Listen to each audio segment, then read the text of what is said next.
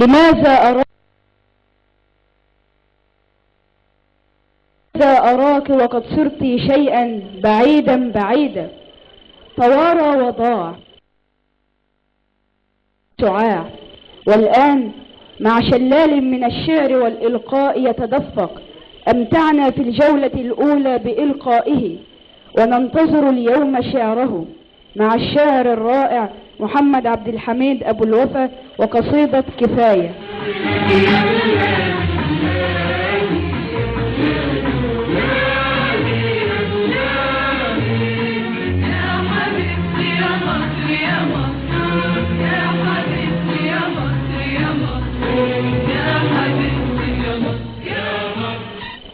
سلام الله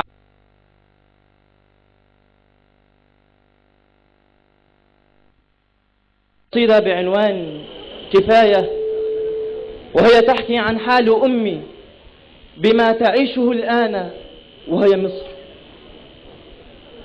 الأم صرخت كفاية، بقوا مش معايا،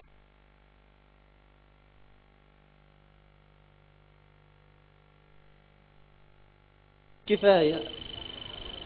الأم صرخت كفاية، ولادي بقوا مش معايا، ولادي ماتوا مني، ولادي صبحوا ضحايا، حرام عليكم كفاية. بيتي أصبح خراب، وتاريخي بقى في التراب، واللي حرقوا علمي وتراثي دول شوية كلاب، واللي قتلوا أهلي وولادي حساب. ما يستاهلوش يبقوا ولادي، ما يستاهلوش يعيشوا في بلادي، ما يستاهلوش غير العذاب. واللي قتلوا واللي سرقوا واللي أمروا واللي حرقوا يستاهلوا ايه؟ يستاهلوا ايه؟ وقولوا لي ليه؟ قولوا لي ليه؟ عاوزيني كده أفضل مطاطية؟ يا شلة بلطجية ونصابين، بقالي سنين عاملة كده، خليتوني بين الدول كبش فدا، خليتوا أمريكا فوقنا تدوس، وخدتوا كل الفلوس، واما جينا نحاسبكم بعتوا شوية تيوس، يحرقوا فينا الكنايس والمباني والعلوم اللي بفلوس، يقتلوا فينا ولادنا، يقتلوا فينا شبابنا في ماتش كورة في يوم اسود كابوس.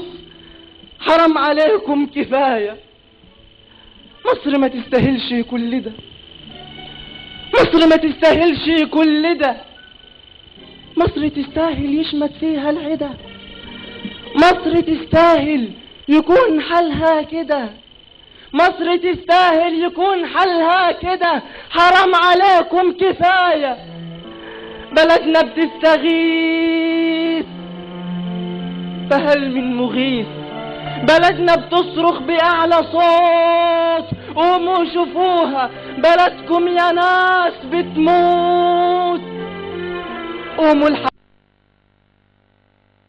حضر، اوعوا تسيبوها تروح هدر، والله في سما ما تروح هدر، والله في سما لا نحميها حتى الممات، والله في سما لا نبنيها وخلاص الظلم فات، وترجع للمصري هبته وقوته، وترجع للمصري كبرياءه وعزته، وترجع مصر الحضارة زي زمان، وتبقى مصر في العالم أأمن مكان. نمشي في شارع أمن مش في غابة. دي غابة دي ولا بلد؟ دي غابة دي ولا بلد؟ نمشي تتخطف فينا البنت ويتقتل فينا الولد. دي غابة دي ولا بلد؟ نمشي تتخطف فينا الولد.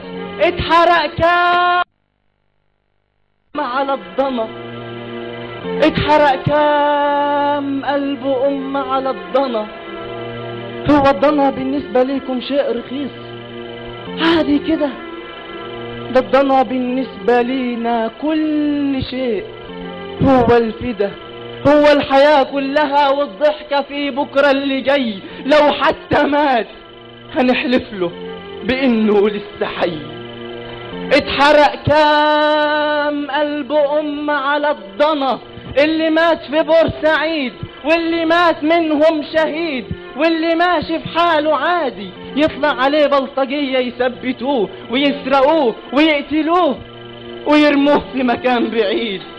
حرام عليكم كفاية.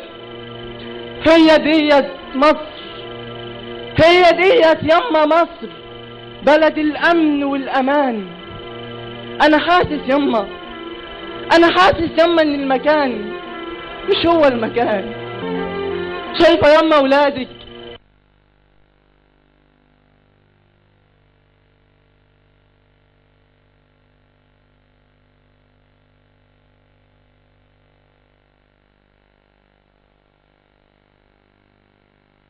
انتي تعيشي.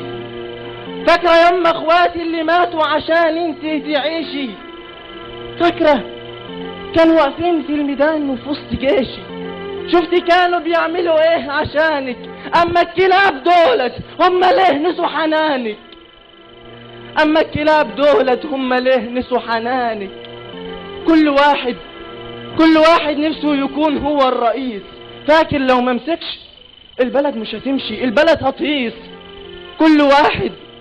كل واحد نفسه ياخد حتة من التورتة، ولو خد حتة نفسه ياخد حتة اكبر او ياخدها كلها. طب قوليلي يما ده ذنبه ولا ذنبها؟ وان جيت تسأله يقولك ده انا والله بعشق ترابها، ده انا والله بحبها. وانا واقف ومستغرب على العين وعلى عينيهم اللي بتدمع. يقولك ضعفهم بكرة يجمعهم. طب وهو العندي بيجمع؟ وانا واقف ومستغرب على العند وعلى عينيهم اللي بتدمع. يقولك ضعفهم بكرة يجمعهم وهو العند بيجمع. لحد امتى هفضل اصرخ وانا موجوع؟ لحد امتى هفضل اسكت والسكات مسموع؟ لحد امتى هفضل اسكت وانت بتضيعي مني وانت مش ويايا؟ لحد امتى هفضل واقف وانت مش واقفة معايا؟ لحد امتى هفضل اصرخ واقول حرام عليكم كفاية.